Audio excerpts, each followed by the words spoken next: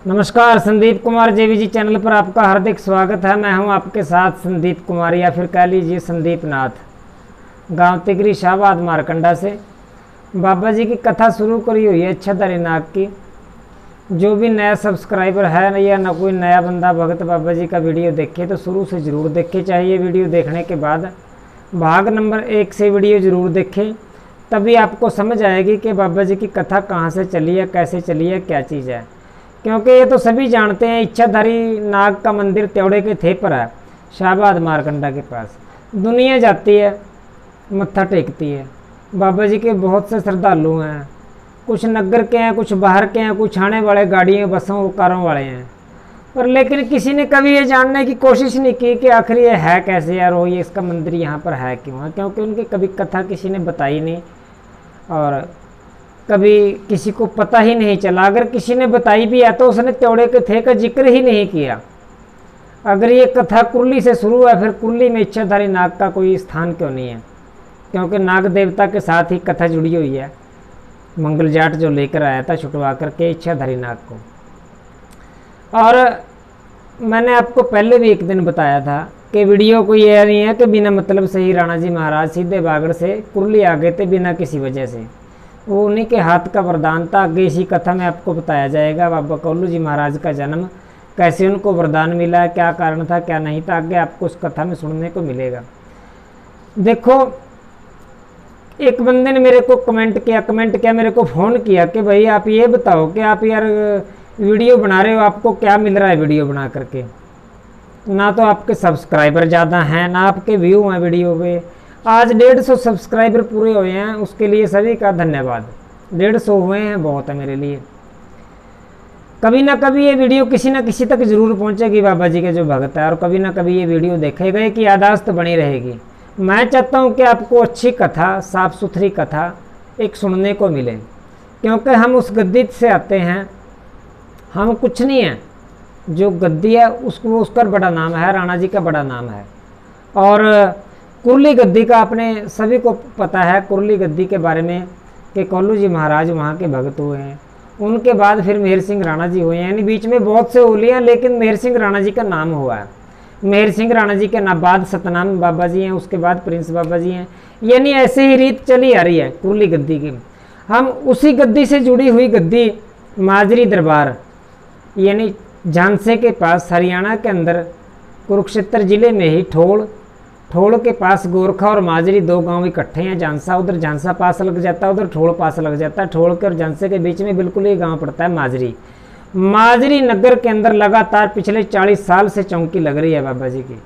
माजरी नगर का रहने वाला बाबा अमरनाथ, जो कि अब स्वर्गों का वासी है, स्वर्गवास हो चुके हैं, उन्होंने चोला छोड़ दिया है। जिन्होंने 40 साल बाबा जी की सेवा करी है, 40 साल तक बाबा जी की चौकी लगाई है, जिनके पास मेरे गुरुजी सतपाल नाथ जी नगड़े वाले, जब तक मतलब वो जिए तब तक उन्होंने माजरी दरबार में बाबा जी की गुणगान किया है, बाबा जी का मतलब जस गाया है। और उस गद्दी के नियम इतने सख्त हैं कि बहुत से गाने वालों को पता भी होगा। माजरी दरबार एक ऐसा दरबार है, चाहे आप कुरली दरबार भी कह लीजिए। कुरली गद्दी एक ऐसी गद्दी है, मेरे को नहीं पता कि आज के समय में कुरली गद्दी के अंदर क्या हो रहा है, लेकिन मेहर सिंह राणा बाबा जी जो थे, खुंडे वाली सरकार, मैंने उनके कभी दर्शन नहीं किए सामने। कभी मैं उनको, मेरा ऐसा सौभाग्य नहीं रहा कि मैं उनको कभी मिल सकूं या उनके कभी सामने दर्शन कर सके। उससे पहले वो चोला छोड़ चुके थे, जब तक हम मतलब इस लायक हुए थे कि हम गाने वाली लाइन में आए। उनके जो शिष्य थे, उनका जो चेला है बाबा अमरनाथ जी, वो रहने वाला था माजरी का। कम से कम 12 या 13 साल तक मेहर सिंह राणा बाबा जी के घर रहे हैं। वो मेहर सिंह राणा बाबा जी के गांव में कुरली में रहे हैं अमरनाथ बाबा जी माजरी वाले। जो नियम, जो रूल, जो कायदे मेहर सिंह राणा बाबा जी के थे कि चौकी लगती थी कुरली के अंदर। देखो, मैं आज की बात नहीं कर रहा, आज मैं हाथ जोड़ के विनती करता हूँ, अगर कुछ मेरे से निकल जाए या कुछ गलत कहा जाए, मेरे को आज के बारे में नहीं पता वहाँ नियम क्या हैं, लेकिन मेहर सिंह राणा बाबा जी के समय ये नियम थे कि 2 पंडाल के अंदर बीच में जगह छोड़ देती जाती थी। ना लेडीज़ में जेंट्स बैठ सकता है, जो औरतें हैं उनमें कोई शख्स नहीं बैठ सकता, और जो शख्स हैं उनके में कोई देवी नहीं बैठ सकती, यानी संगत अलग अलग। और सबसे बड़ा जो नियम उनका एक था, वो नियम ये था कि कोई भी समैया बाबा जी का, कोई समैया छोटा या बड़ा नहीं होता, सभी एक समान होते हैं, बाबा जी को सभी प्यारे हैं जो उसका गुणगान करें। उनका एक ही नियम था कि कोई भी समैया बिना पगड़ी के कभी भी बाबा जी का गुणगान ना करे, बाबा जी का गुणगान ना करे बिना पगड़ी के। ना ही वो कभी गाने देते थे। अगर कोई गलती से अगर कोई समैया आ भी जाए, पगड़ी ना लेकर आए, अपनी ना बांधे, तो उसको मना कर देते थे, बोल देते कि भाई आप रहने दो, नाथ जी हाथ जोड़ी विनती है कि आप गाने को शरण थे। उसी गद्दी के आगे चले, मैंने आपको बात बता रहा हूँ, बाबा अमरनाथ जी माजरी वाले हैं। माजरी वाले बाबा जी का भी यही नियम था। एक बार मेरे सामने की बात है, माजरी के अंदर जब बसेरा मेला लगता है हर साल, आज तक भी चौकी चल रही है। बाबा जी तो चोला छोड़ गए हैं, लेकिन आगे उनके लड़के हैं, उनके बेटे हैं बाबा शंकी नाथ जी, जिनको बाबा मंगूनाथ कहते हैं। बाबा मंगूनाथ जी आज भी चौकी लगाते हैं बदस्तूर, ऐसे की ऐसे आज भी सेवा चल रही है उनकी, उस गद्दी की, माजरी दरबार की। तो मेरे सामने की बात है, और आज भी ये बात है कि हर साल बसेरे पे 4 से 5 जोड़ियाँ इकट्ठी हो जाती हैं। सुमैये अच्छे से अच्छे आते हैं, सुमैये वहाँ पर हर साल आते हैं।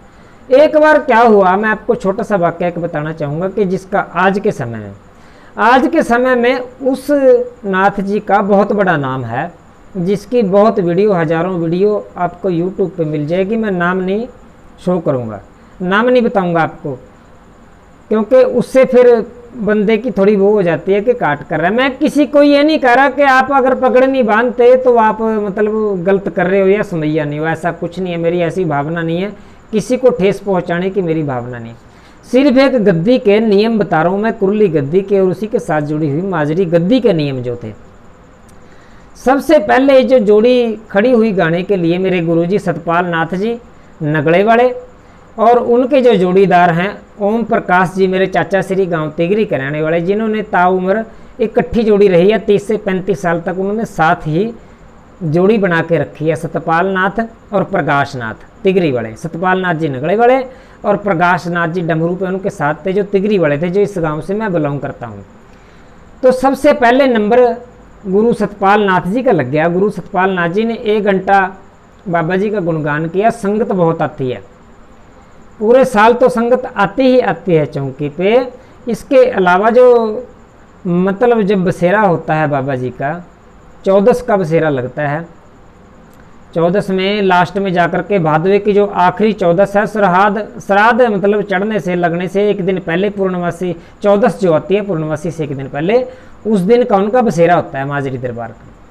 तो जब सतपाल नाथ जी के बाद एक बहुत बड़ा समैया, जिसका आज के समय में नाम है, और उसकी उस टाइम भी चढ़ाई थी, उस टाइम भी वो अच्छा गाने वाला था, जब उसको मौका दिया गया कि नाथ जी आप ऐसा करो, आप तैयारी कर लो अपनी, और सतपाल नाथ जी के बाद आपने बाबा जी का गुणगान करना है।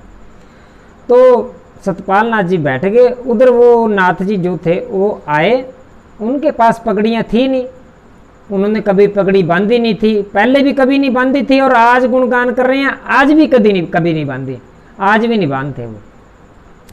तो जैसे ही मतलब वो गाने के लिए खड़े हुए, बाबा जी उस टाइम मतलब कहीं बैठे थे, दरबार में ही एक कमरा था बाबा जी का, गद्दी थी, उसमें बैठे थे। अब बाहर समैये गुणगान कर रहे हैं। थोड़ी देर के बाद जब बाबा जी बाहर आए हैं, बाबा अमरनाथ जी माजरी वाले, उन्होंने देखा यार समैये बिना पगड़ी के गुणगान कर रहे हैं। गुणगान तो वो बहुत अच्छा कर रहे थे, बहुत अच्छा। तो बाबा माजरी वाले जी ने कहे, अमरनाथ जी ने, उनका एक शिष्य था, बहुत प्यारा शिष्य शेर सिंह, जो आज भी मतलब वहाँ चलता है जाता है। तो शेर सिंह जी को कहा कि शेर सिंह जी, ये जो नाथ जी खड़े हैं, इनको भाई पूछो आपके पगड़ी नहीं बांधी आपने, कि भाई पगड़ी बांध लें। जब शेर सिंह जी नाथ जी के पास गए हैं, कहने लगे कि नाथ जी आपने पगड़ी नहीं बांधी, भाई आप बाबा जी कह रहे हैं कि पगड़ी बांध लो। तो नाथ जी लगे कहने कि भाई बात ऐसी है बाबा जी, हमने तो कभी पगड़ी बांधी नहीं। तो शेर सिंह जी ने आके जब बाबा जी को बताया, बाबा अमरनाथ जी को, कि बाबा जी वो तो कह रहे हैं कि हमने पगड़ी बांधी नहीं। तो बाबा अमरनाथ जी ने बड़े प्यार से, बड़े सत्कार के साथ, बड़ी इज्जत के साथ ये कहा कि नाथ जी को हाथ जोड़ के ये विनती करनी है कि आप गाना बंद कर दो। दूसरी जोड़ी आएगी पगड़ी बांध के तैयार होके होने लग रही है, वो जोड़ी मतलब गाना करेगी। मैं नियम की बात बता रहा हूँ कि ऐसे सख्त नियम थे। जब तक नाजी ने गाया बिना पगड़ी के कभी वो नहीं गए। जब तक मैंने गाया, आज की तारीख में मैं सच्चाई बताता हूँ कि आज की तारीख में मैं वहाँ नहीं जा रहा हूँ, लेकिन मेरा आज भी मैं उसी गद्दी से जुड़ा हुआ हूँ। हर बंदे की कोई ना कोई एक लाइन बंदी होती है, हर बंदे का कोई इष्ट देव होता है, मैं उनको मानता हूँ। आज भी उस गद्दी को मैं प्रणाम करता हूँ। आज भी जब भी मतलब मैं कहीं पूजा पाठ करता हूँ तो उनका नाम जरूर लेता हूँ, क्योंकि बचपन से मेरे गुरुजी उनके पास रहे हैं और बचपन से ही मैं भी उनके पास रहा हूँ। तो ऐसे उनके नियम थे। मैंने ये कथा शुरू करी है, 4 से 5 भाग मैंने अपने बना दिए थे। 4-5 भाग के बाद मैंने सोचा कि यार मैं जागरण में तो बाबा जी का पगड़ी के बिना कभी गुणगान नहीं करता, क्योंकि मेरे गुरुजी ने सिर्फ एक बात बोली, बेटा गाना कम चल जाएगा लेकिन बिना पगड़ी के कहीं प्रोग्राम नहीं करना। शायद मेरी ज़िंदगी के अंदर जितने मैंने आज तक प्रोग्राम किए हैं, ऐसी ज़िंदगी के अंदर शायद 5 या 7 प्रोग्राम ऐसे होंगे कि जहां मैंने शायद पगड़ी ना बांधी हो। कोई ऐसी जगह जहां कहीं आधे घंटे के लिए 1 घंटे के लिए गाना है और किसी भक्त ने बोल दिया कि नाजी कपड़े रहने दो, जिन कपड़ों में है उन्हीं कपड़ों में आप बाबा जी का जो भी है मतलब आप गुणगान शुरू कर दो। तो मैंने उस बंदे को ये बात कही कि मैं चाहता हूँ कि बाबा जी के जो भगत हैं उनको अच्छी कथा मिले। मैं चाहता हूँ कि कथा के अंदर ज़्यादा से ज़्यादा बढ़ाई हो बाबा जी की, ज़्यादा से ज़्यादा जितनी हम उनकी तारीफ़ करते हैं उतनी तारीफ़ करें। तो मेरा सिर्फ यही एक मोटिव था, ये बात बताने का एक तरीका था, मतलब था कि हम इस कारण मतलब पगड़ी बांधते हैं। और मैंने उस बंदे को एक ही बात कही कि मेरे सब्सक्राइबर ज़्यादा नहीं है, मेरे व्यू ज़्यादा नहीं है, मेरे को पैसे नहीं आ रहे यूट्यूब से, बेशक ना आए, मैं चाहता हूँ कि ये कथा मेरी यादाश्त बन के पड़ी रहे। अगर किसी को कभी कोई दिक्कत हो कथा के बारे में तो ये मेरी कथा भाग 1 से कभी भी वो सुन सकता है, तो उसको कथा के लिए भटकना नहीं पड़ेगा, मतलब उसको ये कथा मिल जाएगी। इसके बाद हम बाबा कोल्लू की यही कथा आगे बढ़ाते रहेंगे। उसके बाद बाबा सबड़ सिंह की मेरी इच्छा है कि बाबा सबड़ सिंह महाराज की कथा, जो मेरे गुरु महाराज ने भी कास्ट निकाली थी, 5 से 6 भाग, उस टाइम 6 कास्टों में, मतलब जो आम टेपर काट की पुरानी कास्टें होती थी उनमें वो 61 भाग आए थे। कैसे बाबा सबड़ सिंह चांदनी चौक दिल्ली गए थे, कैसे लड़ाई हुई थी, क्या कारण थे, क्या वजह थी, मतलब वो कथा मैं इस कथा के बाद जब ये बाबा कोल्लू जी महाराज की कथा संपूर्ण हो जाएगी। तो अगर किसी को बुरा लगे इस बारे में तो मैं हाथ जोड़कर पहले ही माफ़ी मांगता हूँ। मेरा किसी का दिल दुखाने का कोई वो नहीं है। मैं किसी को ये नहीं कहता कि आप पगड़ी बांधो, मैं किसी को ये नहीं कह रहा कि आप पगड़ी नहीं बांधते तो आप बाबा जी के समैये नहीं हैं। बाबा जी का समैया जो डमरू लेकर के, जो सारंगी लेकर के खड़ गया बाबा जी को, वही मंजूर है। अपनी अपनी लाइन है, अपने अपने नियम है, अपने अपने कायदे हैं, हर बंदे के अपने नियम हैं। तो मैं आपको कथा बता रहा था बाबा जी की कि इच्छाधारी नाग कोडू शाह बंगाले ने आज मंगल जाट को दे दिया, और आज ही वो दिन था जिस दिन उसको आज़ाद कराना था। जैसे ही मतलब 12-12 कोस उसने चारों तरफ से किल्ली हुई थी, मतलब कि नाग देवता इससे बाहर नहीं जा सकता। 12-12 कोस और ज़मीन से 20 फुट, यानी धरती से 20 फुट तक दूर तक अगर नाग सोचे कि मैं इसको पार कर जाऊं, 20 फुट ऊंचाई तक भी आग लग जाएगी, नाग बाहर नहीं हो सकता। ऐसा उसने मतलब प्रबंध किया हुआ था कोडू शाह बंगाली ने। अब बाबा मंगल जाट जो था, मंगल जाट इच्छाधारी नाग की पिटारी लेकर के गुरु को प्रणाम मना करके चल दिया, और जब उस लकीर की तरफ वो चला ना, अब कोडू शाह बंगाला को छोटी मोटी खुदाई नहीं थी, छोटी मोटी बात नहीं थी, उसको सब पता था। कोडू शाह बंगाले को ये पता लग गया कि तेरा शिष्य मंगल, उसको मैं माफ़ करना यहाँ पर मैं रुकूंगा, उसको नाम नहीं पता था उसको कि मंगल जाट, कि जो तेरा शिष्य था वो तेरे साथ गद्दारी कर गया, वो तेरे साथ धोखा कर गया कि वो तो नाग को लेकर के दौड़ रहा है, भाग रहा है। उधर मंगल जाट नाग को लिए दौड़े चले जा रहा है कि जितनी जल्दी मैं पहुंच सकूं उस 12 कोस की लकीर के पास, इच्छाधारी नाग के साथ बातें कर रहा है। अब 12 कोस के पास जिस टाइम चल के मंगल जाट आ गया, इच्छाधारी नाग ने कहा कि अब आप यहीं रुक जाओ, मेरे को पिटारी से बाहर निकालो। पिटारी से बाहर निकाला कि छोटे नाग का रूप बना रखा था उस टाइम पे, जो रूप बम्बी के अंदर उसका था, उसी रूप के अंदर कोड्डू शाह बंगाली ने उसको पकड़ा था। वही रूप आज तक मतलब उसका इच्छाधारी नाग का था। लगा कहने मेरे को पिटारी से आप बाहर निकालो। अब जबकि ये कथा उस टाइम उम्र लगभग 60 से 65 साल के आसपास मंगल जाट की रही होगी।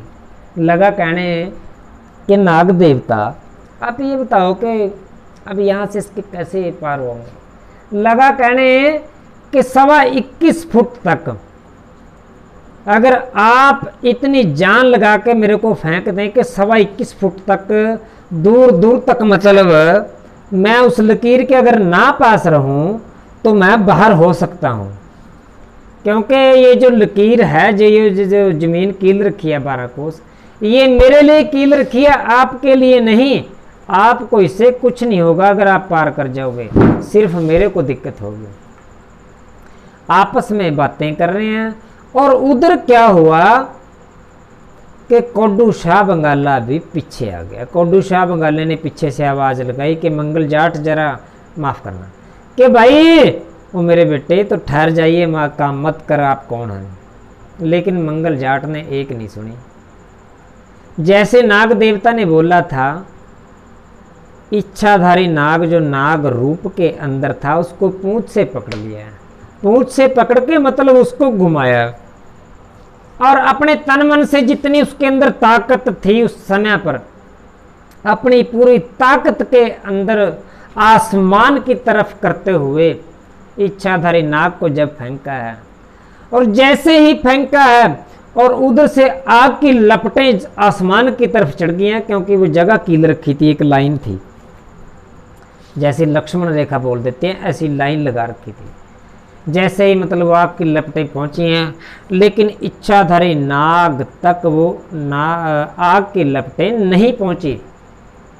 इच्छाधारी नाग उन आग की लपटों को पार करते हुए लकीर के बाहर, जैसे ही लकीर के बाहर हुआ, इच्छाधारी नाग को उसका जादू वापस मिल गया, जो उसकी शक्तियां थी।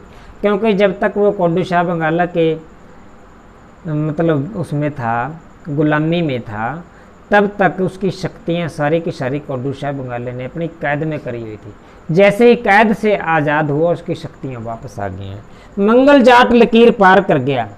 मंगल जाट और इच्छाधारी नाग लकीर के उस तरफ खड़े हैं और कोड्डू शाह बंगाला लकीर के अंदर तरफ खड़ा है। अब इच्छाधारी नाग ने कहा कि आपने मेरे को आज़ाद करा दिया, अब मैं इसको ख़त्म करके कोड्डू शाह बंगाली को यहाँ से फिर जाऊँगा। जब इतनी बात सुनी ना कि कोड्डू शाह बंगाली को ख़त्म करने के बाद मैं फिर जाऊँगा, लेकिन यहाँ मंगल